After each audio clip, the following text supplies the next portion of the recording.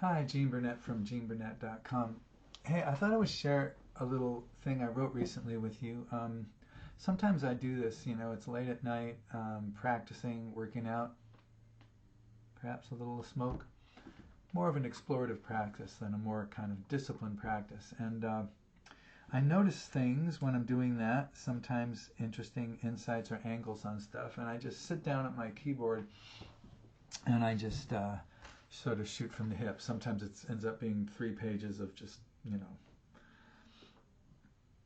unedited, unpunctuated stream of consciousness, and sometimes it's more succinct. Anyway, this is something I wrote recently that I just wanted to share anyway because it marks a kind of a different way of teaching, or a different angle on teaching that I've been noticing in myself. I've been just noticing that this is the way I'm teaching now. And this is what I wrote. I'm just going to read it to you, and all I did was I just looked through it once and I just threw some paragraph breaks in there. So it's a little bit stream of consciousness, but I think it's interesting. What I said is, here's how I'm teaching these days. I don't feel like I'm imparting special information, that I sit above my students from a place of authority or certainty, handing down lessons so that they might someday climb to the heights that I have attained. I'm also not actively maintaining a legacy or a specific lineage. I learned a system for sure, and I teach that system, but I teach whatever parts of that framework people want to learn. It's not sold as a package.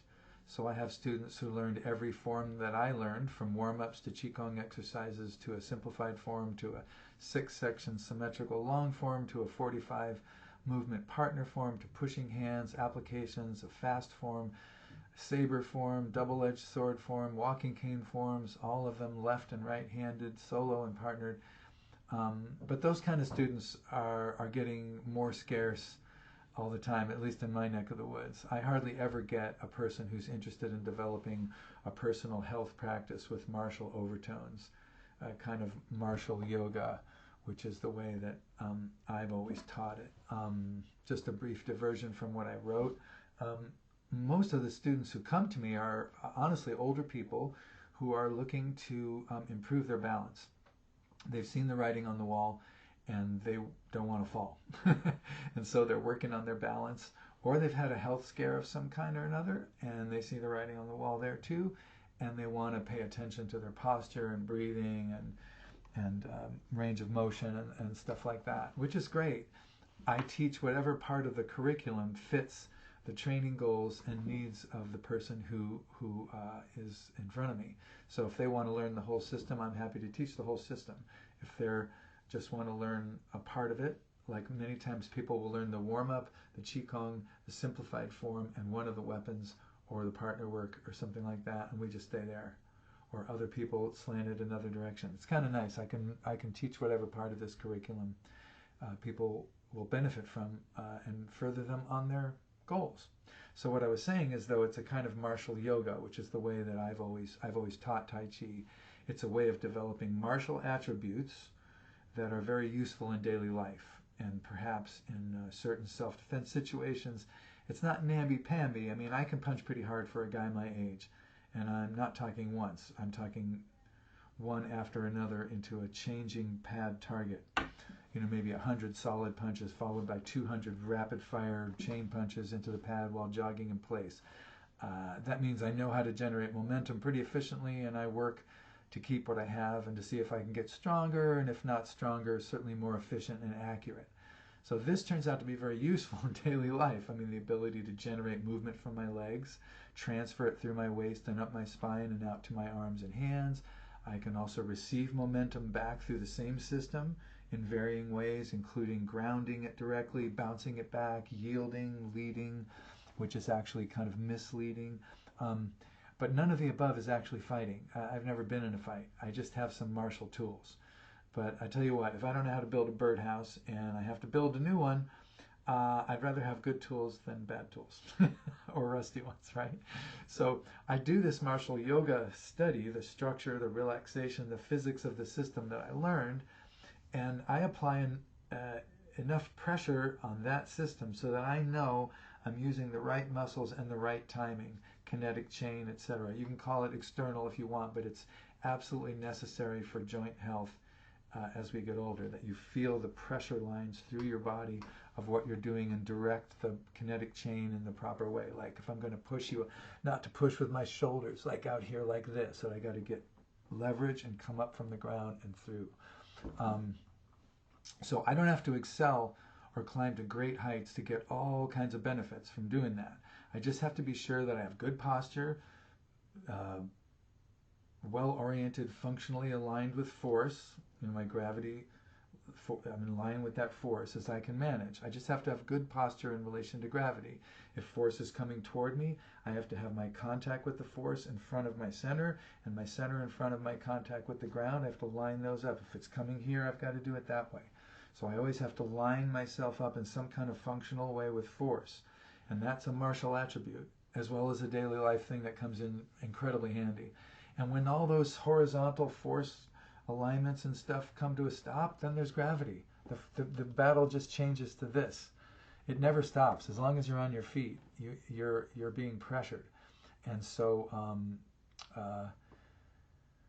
to have springy and strong legs that are ready to absorb force or deliver force, to be able to drive that kinetic chain with leg force, and then that can be amplified and directed by the waist and then out to the hands, to be able to deflect or block force as well as neutralize it. If these things are in place and being actively tested, this is important, because I do that punching set I just mentioned there every week, at least 2 or 3 times a week, sometimes 4. For years I've done that. And you have to test it in ways that show where you're weakening. At least I do. I don't have to be able to use it in a fight, much less in a duel with some highly trained fighter, to develop skills that can save or prolong the life of my vitality against a much more predictable but much more sneaky and patient opponent, which would be gravity and time. So just understanding and regularly working with the basic yoga of martial arts, no matter what the system, as long as what you're doing is anatomically correct, is amazingly beneficial to health. So that's what I'm doing.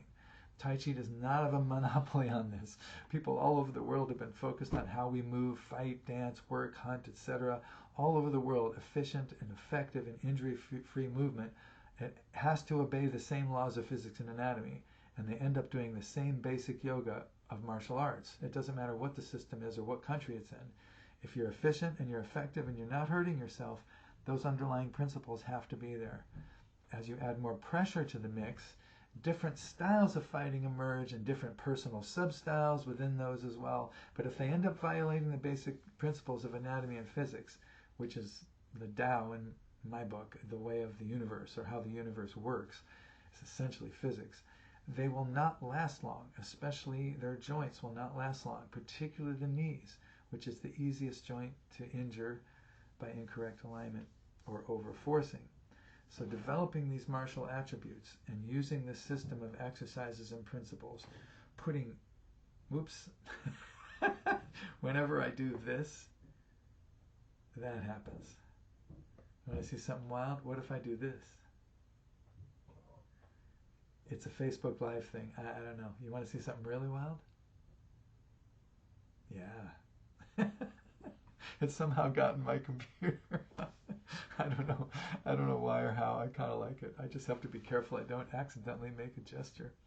So, where was I? Oh yeah, developing martial attributes and using the system of exercising and principles to do that, and then putting and keeping pressure on these things so that their weaknesses show and they can be addressed, right?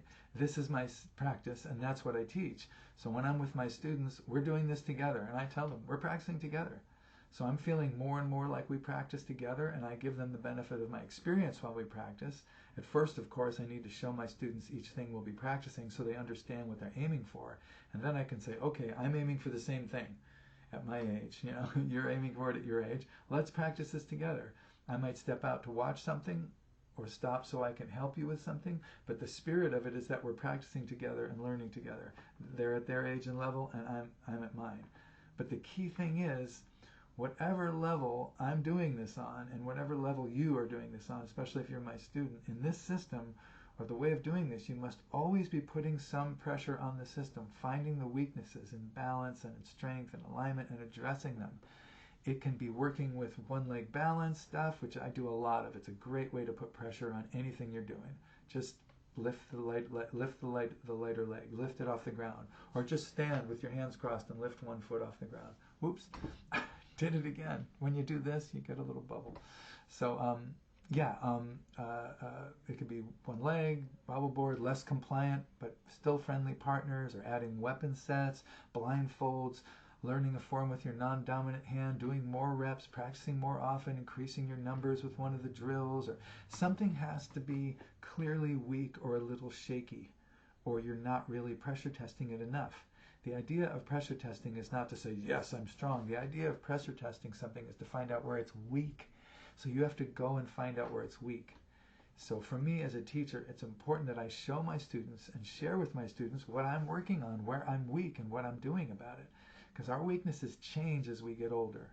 And if you don't change with them, touch my face now, it looks like a thumbs up. See, when you do the thumbs up, yeah, you get a thumbs up. Yeah. So our weaknesses change as we get older, and if you don't change with them, you're asking for trouble. This is why I constantly pressure test my balance and structure, because balance is a lifelong process that's always changing and never done. Not only do I have to not avoid my weaknesses, I have to lean into them. I have to find them and address them, look for them. Because if not, then you end up like a lot of older teachers, overweight, strong in some ways, very weak in others. They know how to do stuff. They can maybe do it well, but they haven't been doing it lately. Not a lot of reps. And if they haven't been pressure testing it, they've been hiding their weaknesses, maybe even from themselves. And well, I just don't want to live that way. It just seems really risky. I'd much rather practice. I'd rather figure out those things and address them. So I practice. So whether I'm with a student or not, I practice the same stuff that they are, and I tell them that. Here's what we're working on, me at my level and you on yours. So that's what I wrote. And since then, I've also been thinking, this way of doing it, this way of showing, like one thing we do is we do Ride the Tiger, which is like this, except, let's see, the foot on the lower side, whatever the lower side is over here, that's off the ground. Looks like this. Looks like that. And we do bounces on that. And we're outside, and it's cold, and maybe we have shorts on, maybe we have jackets and coats and different shoes, and so we're working, and we pressure test that and see how many bounces we can do. And I share what works for me as I get older, and things shift and change, and they do the same. I found that as I got older, core engagement is much more important. I don't have the sort of fascia that just holds everything together like a young person, and spinal degeneration happens, naturally the back wants to kind of do this, and so you have to exercise those spinal muscles to keep your back up, and in order to do that, it's nice to have an anchor, a core that connects that all into the pelvis. And so I'm finding that I need to address that more as I get older, because there's a natural tendency as the muscles get tired and the discs degenerate to do this in the spine. So I'm going against that, trying to keep that strength upright. So it means a different thing than it did when I was 30, 40, even 50. So as I do it, I'm sharing with them. This is what I'm doing to address the changes and to shore those things up. I'm not trying to present this idea that I have attained something and that's a state now that I've attained, and you're down there, I'm up here. I only look down in a sense at my students because I've had more, in the terms of experience, I've just had more experience than they have with this stuff. So I've seen a few things ahead of them on the path, and I can make it a little easier. But as people, we're equals. I'm just working on it too. I'm working on balance, they're working on balance. We're not doing esoteric special energies and chi woo-woo meridian stuff that's really prone to cognitive bias and massive argument by authority, and because that person said it, it's true, and lots of untested evidence-free acceptance of legends and stuff. I'm just not interested in that stuff. True or not, I don't care. What is needed in my body and what's needed in the world is good posture, good alignment, relaxed, ready muscles, loose, open joints, and a willingness to change and adapt to gravity or to the things around us, so that we're always in a functional alignment with force. That's what's needed. That's what's important. And that's what's helping people's lives, and what's helping me live my life with as little pain and doctors in it as possible. So I feel like that's what I'm doing now when I teach. We are doing this together. We're together. We're working on our balance and trying to improve it. And if not improve it, slow its, maintain it. And if not maintain it, slow its decline, so that we can have as vital a life as we want as long as we're here. So yeah, so that's what I'm doing. It's much less of an authority, top-down kind of way of teaching, and I just wanted to share it as an approach. It is an approach. It's certainly not the only one, and you may be laughing as you watch this thinking, he doesn't understand the true traditional lineage way and all that stuff. And it's like, maybe you're right. But I do help people, that is I'm absolutely certain of, and I certainly do help myself, because I have way better balance, and I'm way more agile, and way stronger than almost every single person I meet who's my age. So, I mean, there's plenty stronger, but in terms of the average person, oh my God, I'm Bruce Lee compared to your average 66-year-old. So, all right, now you take it easy, and good luck with your practice. Thanks for watching my channel. If you have, I do this to be useful, so I do have tip jars around my world, but they're just in case anybody feels like contributing to what I do. I mainly do this to be useful and helpful, so if any of this has been helpful to you, it's always nice to let me know. Take good care, and if you want more info on me and what I do, subscribe to this channel or go to geneburnett.com.